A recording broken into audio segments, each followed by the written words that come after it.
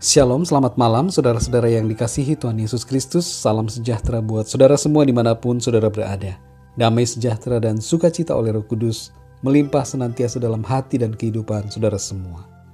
Pada saat ini kita akan merenungkan 12 ciri kepemimpinan dan pelayanan Tuhan Yesus. Adalah baik bagi kita untuk mengetahui dan memahami hal ini agar kita dapat mempraktekkan kepemimpinan dan pelayanan sebagaimana yang Tuhan Yesus telah tunjukkan kepada kita. Tidak terbatas pada kepemimpinan dan pelayanan, tapi juga pada seluruh aspek kehidupan kita setiap hari. Berikut ini adalah 12 ciri kepemimpinan dan pelayanan Tuhan Yesus. Yang pertama, melayani, bukan dilayani. Dalam Matius 20 ayat 28 tertulis, sama seperti anak manusia datang bukan untuk dilayani, melainkan untuk melayani, dan untuk memberikan nyawanya menjadi tebusan bagi banyak orang. Yang kedua, merendahkan diri. Filipi 2 ayat 8 tertulis, dan dalam keadaan sebagai manusia, ia telah merendahkan dirinya dan taat sampai mati, bahkan sampai mati di kayu salib. Tuhan Yesus yang adalah pencipta langit dan bumi, rela meninggalkan surga, meninggalkan tahta dan kemuliaannya untuk datang ke bumi, menjadi manusia sama seperti kita. Bahkan lebih daripada itu, ia rela merendahkan dirinya sebegitu rendahnya sampai mati di kayu salib. Betapa luar biasanya kerendahan hati dari Tuhan Yesus. Yang ketiga, tidak sulit untuk ditemui. Dalam Markus 1 ayat 40-42 tertulis, seorang yang sakit kusta datang kepada Yesus dan sambil berlutut di hadapannya, ia memohon bantuannya. Katanya, kalau engkau mau, engkau dapat mentahirkan aku. Maka tergeraklah hatinya oleh belas kasihan. Lalu ia mengulurkan tangannya, menjamah orang itu dan berkata kepadanya, aku mau, jadilah engkau tahir. Seketika itu juga lenyaplah penyakit kusta orang itu, dan ia menjadi tahir.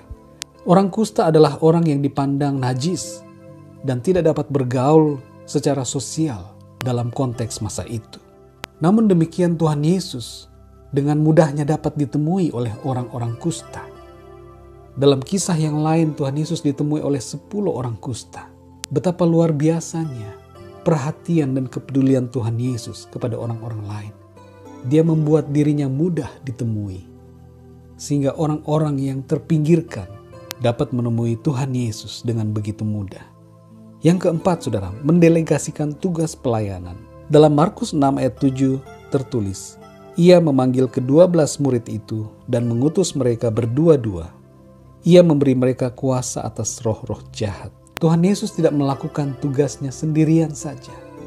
Dia bukanlah one man show, tetapi dia memberikan kuasa kepada para murid untuk melakukan tugas pelayanan seperti Tuhan Yesus.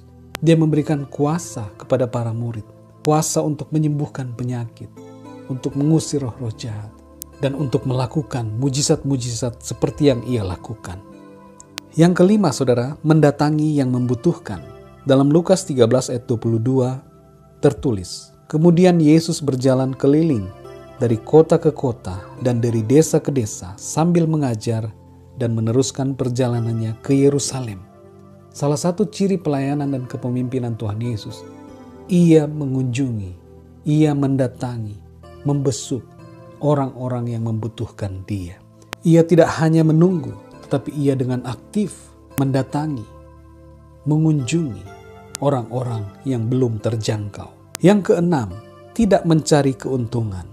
Dalam 1 Petrus 5 ayat 2 tertulis, gembalakanlah kawanan domba Allah yang ada padamu, jangan dengan paksa, tetapi dengan sukarela, sesuai dengan kehendak Allah, dan jangan karena mau mencari keuntungan, tetapi dengan pengabdian diri. Tuhan Yesus memberikan teladan pelayanan dan kepemimpinan yang tidak mencari keuntungan. Berbeda dengan masa sekarang, di mana banyak orang ingin menjadi pemimpin dengan motivasi untuk mendapatkan keuntungan.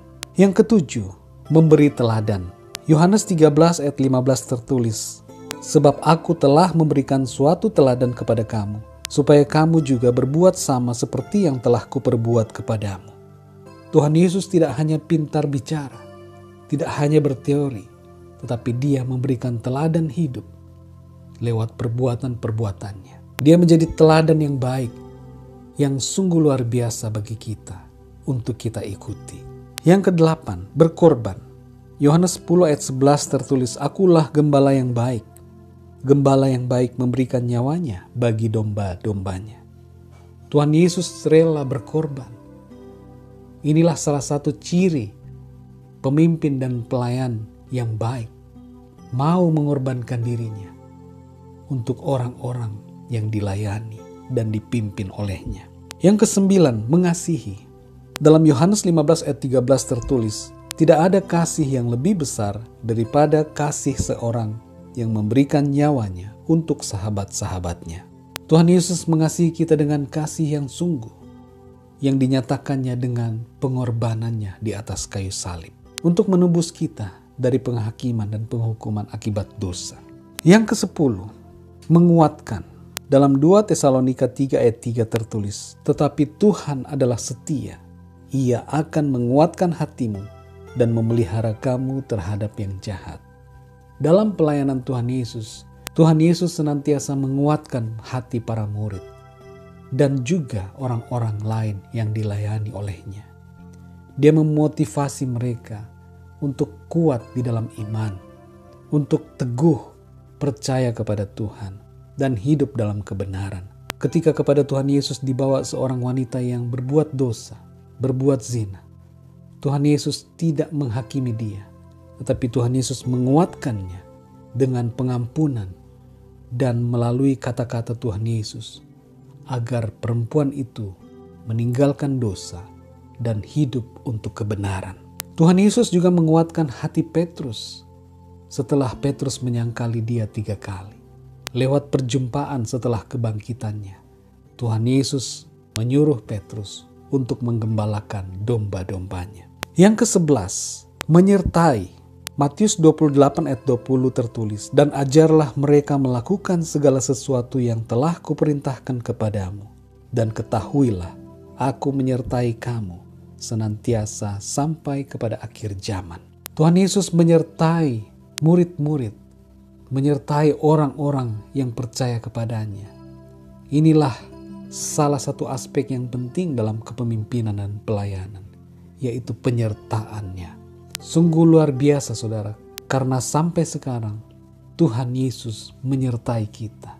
Dia adalah pemimpin yang tidak meninggalkan kita sendirian, yang tidak meninggalkan kita sebagai yatim piatu, tetapi Ia menyertai kita bersama kita sampai saat ini.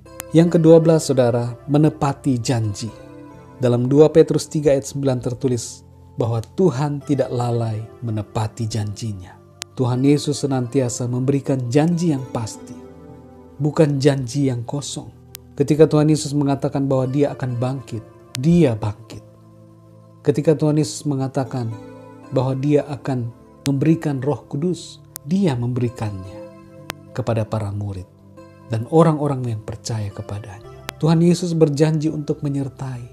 Dia menyertai kita. Tuhan Yesus berjanji untuk datang kembali. Dia pun akan datang kembali. Meskipun banyak orang yang menganggap Tuhan lalai, tapi sesungguhnya Tuhan tidak pernah lalai menepati janjinya. Ia sabar terhadap kita karena Ia menghendaki supaya tidak ada orang yang binasa, melainkan supaya semua orang berbalik dan bertobat. Demikianlah saudara 12 ciri kepemimpinan dan pelayanan Tuhan Yesus Kristus. Biarlah hal ini menjadi rema dalam kehidupan kita dan bukan saja menambah wawasan pengetahuan kita, tetapi menggerakkan kita untuk kita meneladani kepemimpinan dan pelayanan Tuhan Yesus. Kita praktekkan hal ini mulai dari kehidupan kita secara pribadi, dalam lingkungan yang paling kecil, keluarga kita. Kita praktekkan hal ini. Kita melayani bukan untuk dilayani, merendahkan diri kita. Kita tidak membuat diri kita sulit untuk ditemui orang lain. Kita mendelegasikan tugas dengan kasih, mendatangi mereka yang membutuhkan, tidak mencari keuntungan, memberi teladan, berkorban, mengasihi, menguatkan, menyertai, dan menepati janji. Tuhan Yesus memberkati saudara semua. Selamat malam, selamat beristirahat. Kekuatan dari Tuhan senantiasa diberikan kepada kita. Tuhan memberkati kita semua. Bahkan pada waktu kita tidur, berkat Tuhan selalu Dia berikan. Sampai berjumpa dalam renungan yang berikutnya. Haleluya.